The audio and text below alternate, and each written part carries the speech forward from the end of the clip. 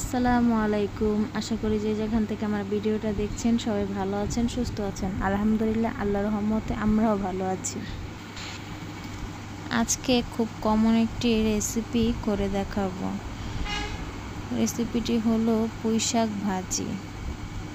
এখানে 1 কাপ পেঁয়াজ আর রসুন, শুকনো মরিচ ভালো করে ভেজে নিয়েছি।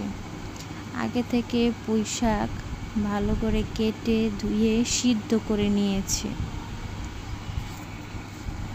এখানে পেঁয়াজ আর রসুন হালকা বাদামি কালার হয়ে এলে এখানে পুঁইশাকগুলা দিয়ে দিব।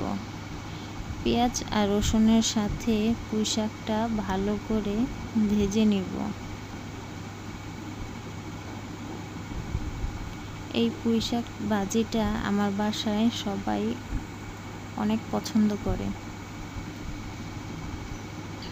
এই পুঁইশাক ভাজির মধ্যে আমি এখন দিয়ে দিব 1 চামচ চিনি।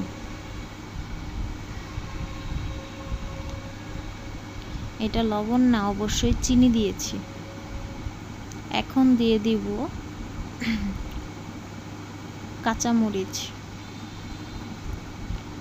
শুকনা মরিচ আগে ভেজে নিয়েছি পেঁয়াজের সাথে, এখন দিয়ে দিব কাঁচামরিচ। কাঁচামরিচের ফ্লেভারটা অনেকটা ভালো,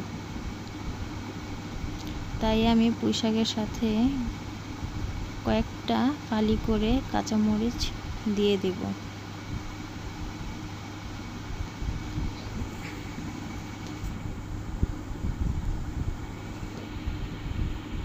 আমার বাসায় সবাই ভাজিটা অনেক পছন্দ করে।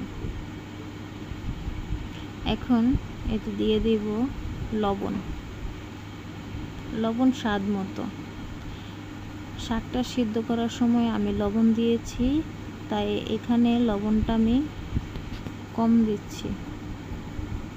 এখন উপকরণগুলো দেওয়া শেষ হলে ভালো করে শাকটা ভেজে নিব, যাতে শাকের ভিতরে কোনো রকম পানি না থাকে। পুড়ে ফেলা যাবে না, কিন্তু শাকটা ভালো করে পেঁয়াজ আর রসুনের সাথে ভালো করে ভেজে নেব।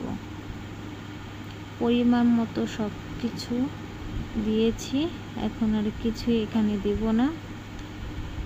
শাকের পানিটা শুকিয়ে এলে আমি নামিয়ে ফেলব।